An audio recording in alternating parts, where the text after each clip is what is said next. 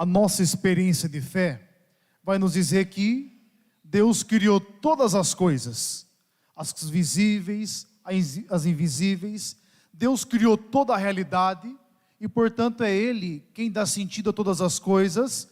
E nós, como obra da sua criação, carregamos em nós uma vocação fundamental ao amor, até porque nós assumimos que Deus é amor. Ele não tem amor, a essência dele é propriamente o amor, e nós que somos obra da sua criação, temos como vocação o amor. Sabe o que significa dizer isso? Significa dizer que se nós não amamos, nós não estamos sendo fiéis à nossa vocação, à nossa essência, não estamos sendo fiéis àquilo para o qual nós fomos criados. E esse amor, ele precisa se concretizar em nossa caminhada de fé, nas diversas realidades. Perceba que a primeira leitura nos apresenta o itinerário de como viver essa experiência de amor.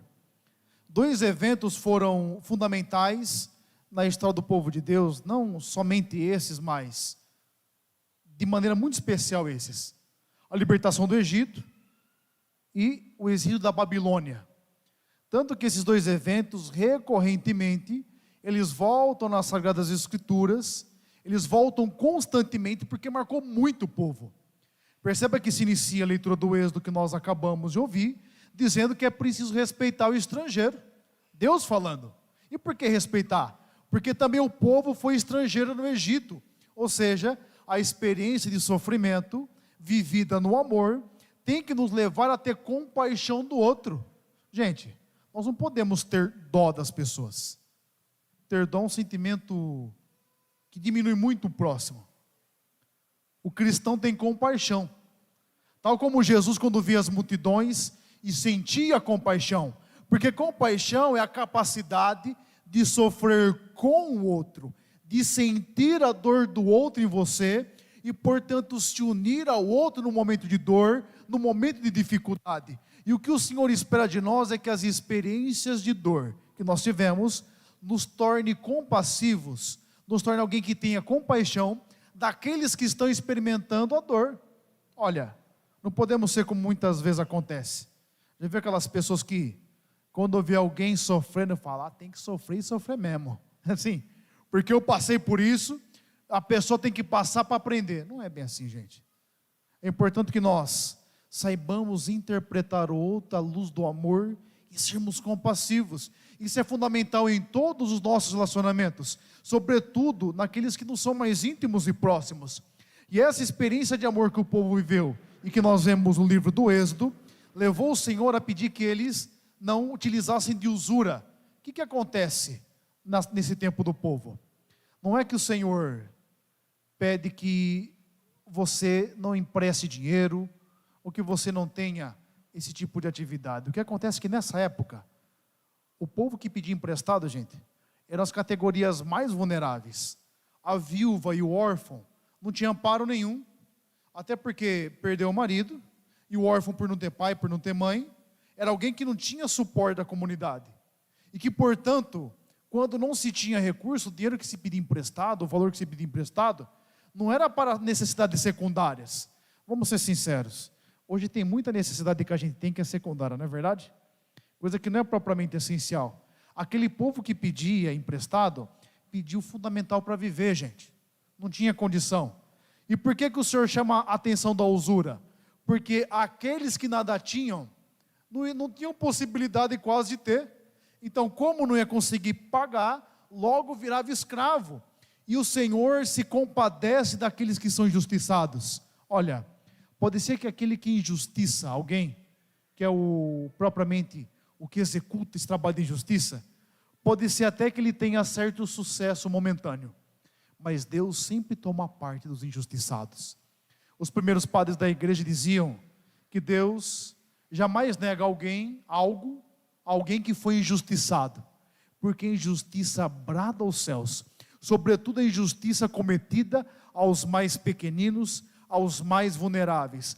Portanto, nós somos chamados hoje, através da experiência do amor de Deus, a compadecer-nos da dor do próximo e, acima de tudo, a prestar atenção àqueles que são mais vulneráveis, porque Deus, que é misericórdia, olhará cada situação e com certeza tomará o partido daquele que sofreu a injustiça. E o Evangelho, mais uma vez, nos chama a atenção para essa realidade fundamental do amor. Olha o que está acontecendo. Os saduceus, que é o grupo que o Evangelho fala que Jesus calou, é um grupo que esperava o Messias através do cumprimento perfeito dos ritos. E, portanto, era um grupo que, liturgicamente impecável, prezava pela liturgia direitinho, e, portanto, achava que o Messias que viria seria desse jeito. No entanto, esse povo era um povo que tinha muitas posses e que não acreditava na ressurreição, porque pensava que o mundo se resumia àquilo que se vive. E é o que acontece hoje, não é assim? Quem muito tem dificuldade de pensar no além, porque a vida aqui já satisfaz. Porque vive um excesso atrás de outro excesso, uma falta que compensa outra falta, e portanto não consegue perceber o essencial. E o segundo grupo que vem contestar Jesus é o grupo dos fariseus, que por sua vez esperavam o Messias, que seria o cumpridor perfeito de todas as leis e prescrições. Mas o que acontece na época? O Senhor nos apresentou uma lei fundamental, a lei do amor, e nos apresentou nas Sagradas Escrituras os 10 mandamentos, que expressam propriamente aquilo que está no coração de cada um de nós, a procura do ser humano pelo bem. E o que aconteceu? O povo se esqueceu daquilo que é essencial e inventou tantas e tantas outras leis. Então, quando eles vêm perguntar para Jesus qual que é a lei fundamental, eles querem colocar Jesus à prova. E Jesus, utilizando um princípio que já era próprio da Torá, próprio da lei de Deus, responde a eles apresentando que o amor tem que ser horizontal e vertical. Horizontal porque se dirige a Deus, vertical, perdão, porque se dirige a Deus, e horizontal porque se concretiza em nossos relacionamentos. Nós precisamos amar a Deus e, acima de tudo, concretizar esse amor com o próximo que está do nosso lado. É por isso que São João vai chamar a atenção. Como é que vocês falam que amam a Deus, você não consegue amar o próximo que você está vendo aí? Essa que é a grande questão. E nós temos que nos perguntar hoje, através das Sagradas Escrituras, que tipo de amor o Senhor está esperando de nós. Na compreensão do homem bíblico, é muito específica sobre o que seja coração, sobre o que seja alma, sobre o que seja entendimento. Quando o homem bíblico fala coração, ele pensa a vontade. Por mais que hoje nós saibamos que a vontade, a memória, a inteligência são faculdades da alma, o homem bíblico pensa o coração a dinâmica da vontade, do querer. E quem está dizendo isso? Que nós precisamos amar a Deus com toda a nossa vontade, com todo o nosso querer, com toda a nossa capacidade de desejar. Quando se fala que alma, está dizendo vida, que vem de ânima. Tanto que a gente fala para a pessoa, nossa, você está muito animado, alguém cheio de vida, não é assim? Quando se fala amar a Deus de toda a alma, significa amá-lo com a nossa vida e, portanto, com a nossa existência, com tudo aquilo que somos e temos. E amar a Deus com o nosso entendimento inteiramente, é submeter todos os nossos pensamentos, conceitos, a maneira como nós compreendemos a realidade, segundo o amor de Deus. E, portanto, é um amor que nos desafia profundamente. Só que uma coisa tem que ser bem explicada aqui. Para nós que somos cristãos, para o homem bíblico da época de Jesus, para o homem judeu sobretudo, o amor não se resume a sentimento. E se tem uma compreensão que é comum entre nós, é a identificação entre amor e sentimento. Mas, padre, o sentimento não expressa amor? Expressa, mas não esgota amor. Vamos ser sinceros, gente. Nós temos uma vocação para o amor, e toda vocação que você assume, seja você que vocação matrimonial, seja você que assumiu vida religiosa, você que está solteiro, você que está noivo, em todas as vocações, nós somos chamados a concretizar e a vivenciar o amor. E onde é que nós vivenciamos propriamente o amor? No cotidiano da nossa decisão contínua. Ô, gente, nós temos que descer para a realidade de vez em quando. Essa experiência de amor que Deus pede para nós é no concreto da nossa vida. E sabe por que não pode se identificar com o sentimento? Eu tenho certeza que você ama muito o povo que convive com você, que você ama sua esposa, a esposa ama o esposo, você ama seu pai, você ama sua mãe, você que é pai e mãe, você ama os seus filhos, você que é avô, que é avó, você ama os seus netinhos, você ama todo esse povo aí. Desculpa o termo que eu vou usar, mas de vez em quando o povo enche ou não enche o saco, gente? Não é difícil de vez em quando? De vez em quando o povo não deixa a gente meio nervoso? De vez em quando tem aquela pessoa que quando você escuta a voz assim, ó, dá até uma coisa ruim, embrulha até o estômago. Não tem, gente? A gente é ser humano. Não estou falando que você tem que nutrir esse sentimento, ou que você tem que consentir com esse sentimento, mas não existe dentro da gente isso aí? Não tem povo que a gente está na televisão, passa, a gente fica até desliga a televisão, não é verdade? Nós somos assim, gente. O concreto da nossa vida, a gente não é só luz, não. Tem muita treva dentro da gente, tem muita miséria. A gente, muitas vezes, não consegue conviver com muitas situações. Quantos de nós, quando sabe que vai chegar no serviço, sabe que vai encontrar a pessoa, já vai com raiva de casa, às vezes. O ser humano tem isso, gente.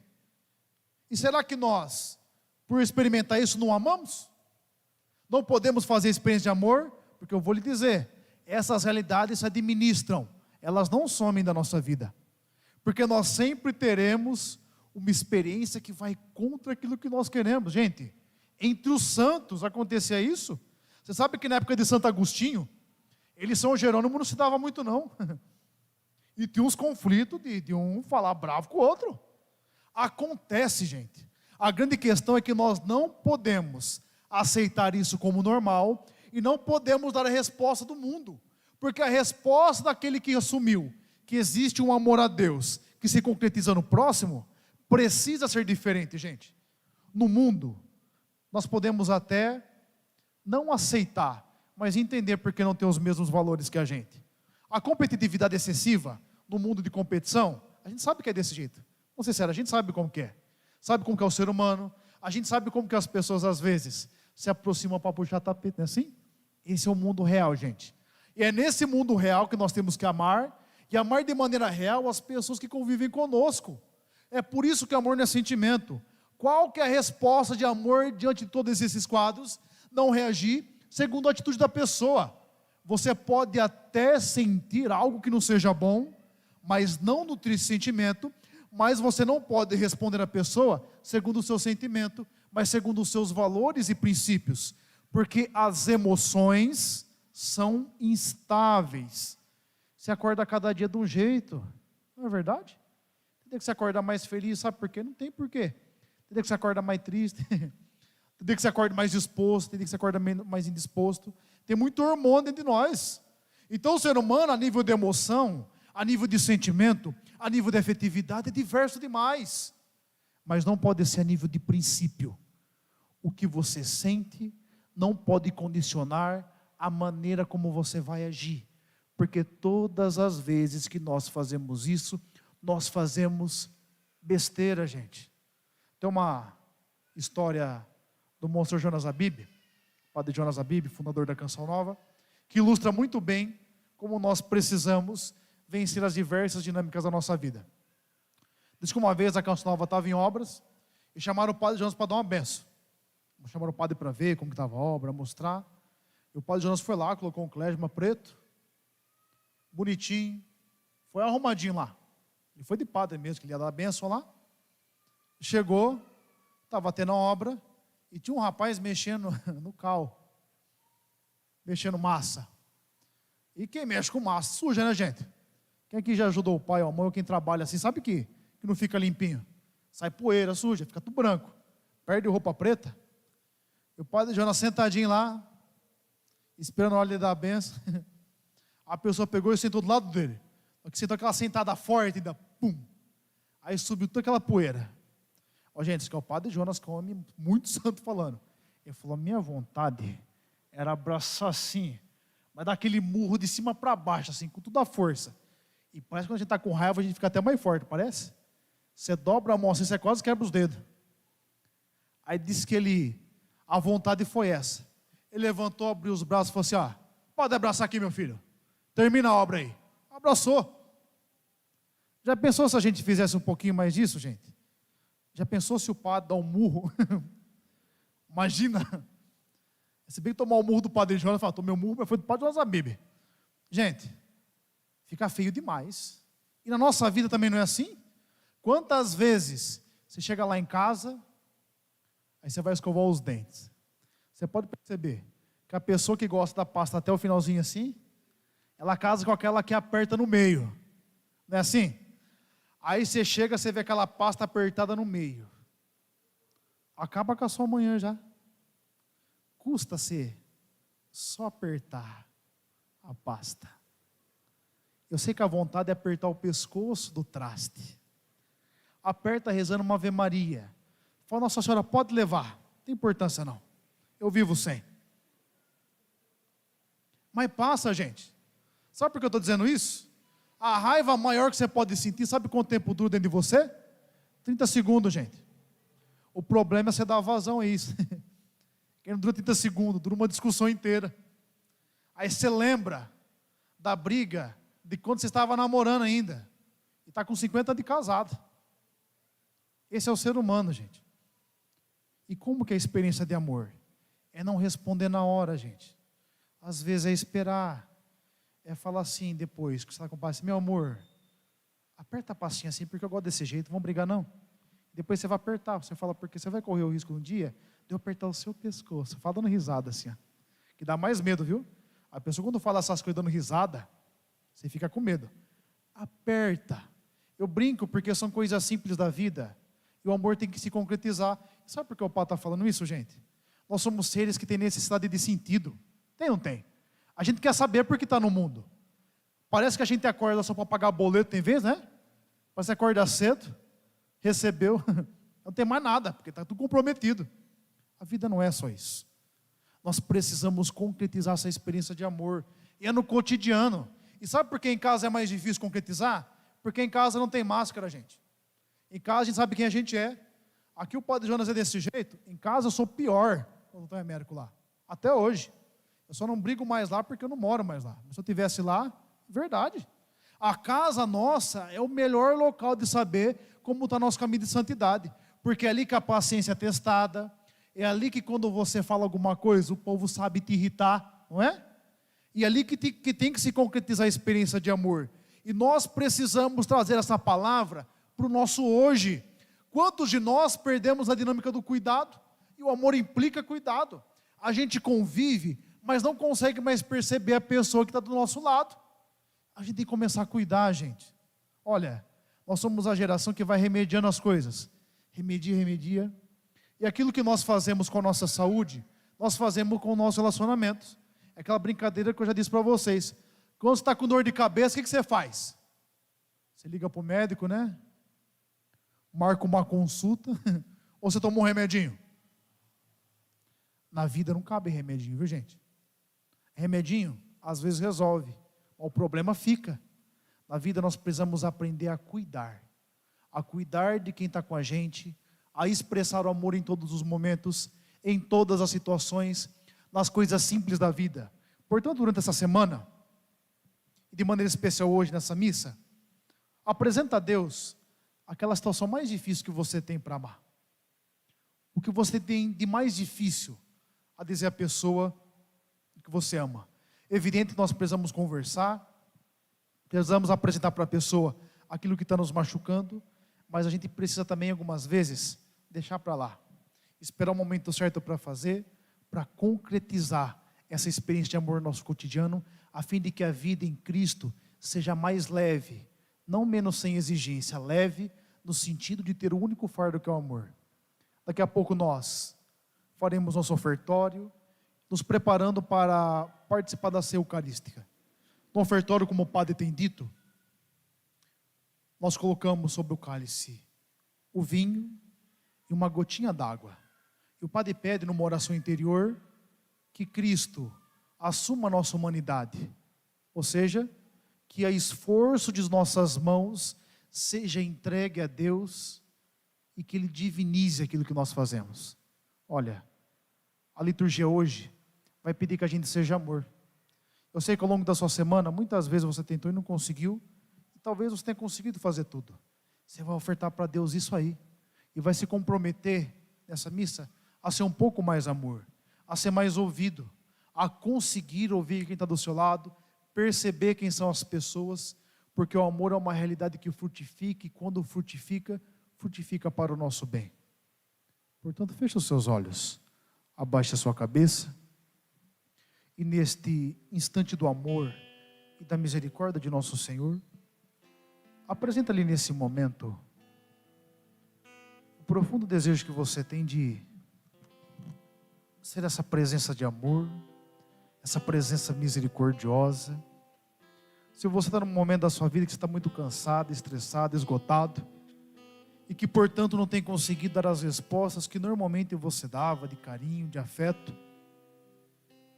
peça ao Senhor a graça dessa decisão pelo amor, e decidir-se pelo amor, e acima de tudo, decidir-se por Deus, decidir-se por essa essência fundamental que Deus colocou em nosso coração. Aquele que ama você incondicionalmente, espera de você também um amor incondicional.